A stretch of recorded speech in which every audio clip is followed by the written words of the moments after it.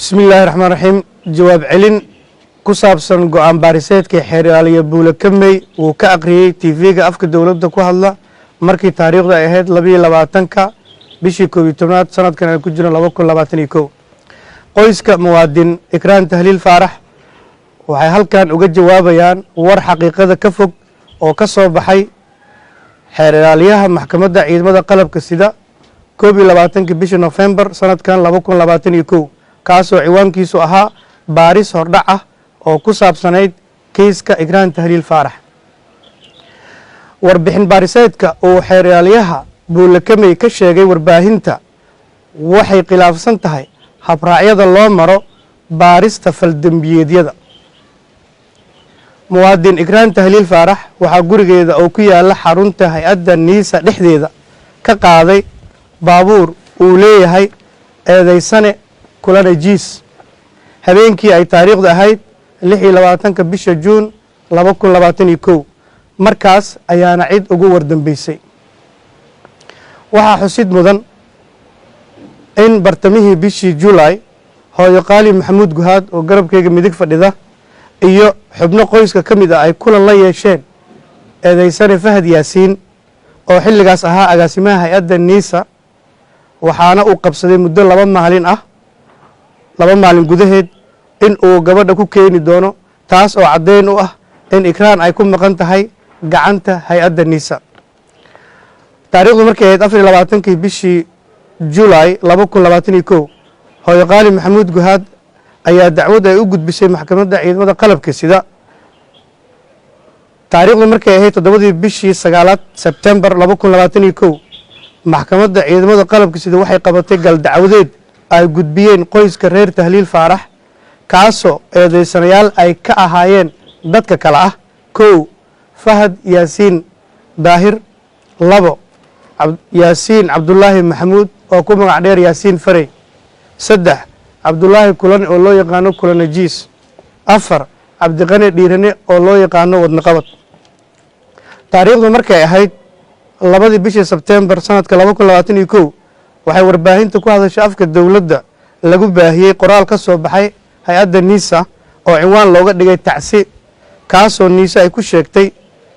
in ikraan tahliil ay dileen ururka al-shabaab hase ahaatee wax ka yar 24 saac ayay al-shabaab ku beeniyeen ku lug lahaanshaha kiiska xeer ilaalintu waxay si cad ugu sheegeen qoyska iyo qareenkaba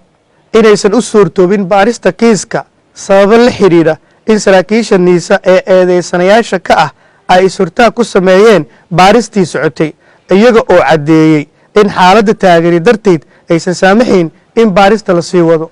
waxaa nasiib darro ah in ra-iisul wasaaraha xukuumadda federaalka Soomaaliya Maxamed Xuseen Roble oo horey u ballan qaaday in kiiskan si dhaba loo baari doono qoyskana ay heli doonaan cadaalad in uu tuhmanayaashii niisa ee loo haystay kiiskan inuu iyaga gacanta u geliyey isla kiiskii ay eedeysanayaasha ka ahaayeen sida ku cad bayaanka uu bixiyey ra-iisul wasaaraha 26 Oktoobar 2021 mar uu booqday taliska hay-adda niisa taas oo ay daba socotay warqad ka soo baxday niisa 3 bishii 11aad waa November sanadkan 2021 oo uu qoray eedeysane Yaasiin Farey oo uu u diray xeer ilaaliye buule kamey laftiisa kuna sheegtay in Yaasiin Farey uu wareejiyay galbaariseed oo isagu isku soo baaray haddaba qoyska ikraan tahliil ma aqbalin warbixinta uu shaaciyay xeer ilaaliye buule kamey mana ahan mid sharciga waafaqsan xeer ilaaliyaha dembi kama baabi'in karo cid dembi leh mana laha awood uu ku xiro kiis ka furan maxkamad sharci ah maxkamadda ciidamada qalabka sida waxay noo caddaysay in dacwadda ikraan tahliil aan weli la qaadin sidaas darteedna kiiska weli wuxuu ka furan yahay maxkamadda ciidamada qalabka sida waxaan xog ogaal ku haynaa in xeer ilaaliye buule kamey uu hadlay kadib markii uu eedeysanay Yaasiin Farey baabuurkiisa ku qaaday kuna geeyay xarunta niisa kadibna muuqaal looga dhex duubay xarunta niisla isla maalinkii 22 November ee uu hadlay xeer ilaaliyaha muuqaalkaas oo laga sii daayay warbaahinta afka dawladda ku hadasha sida la wada og yahayna waxa ujeedku ahaa in loo gogol xaaro kursiga xildhibaannimo ee uu eedeysanay Yaasiin Farey oo maalin kadib ugu safray magaalada Dhuusamareeb. tiirarka dowladnimada waxaa saldhig u ah cadaaladda. haddii cadaaladdu ay waayaan dadweynaha waxay ku qasbanaan doonaan inay gacmahooda ku raadsadaan cadaalad ay ku qanacsan yihiin. xaq dadkii lahaa ay daba joogaan marna ma lumo. qoyska ikraan tahliil waxaa ka go'an cadaalad u helidda kiiskan wax kasta iyo waqti kasta oo ay ku qaadato.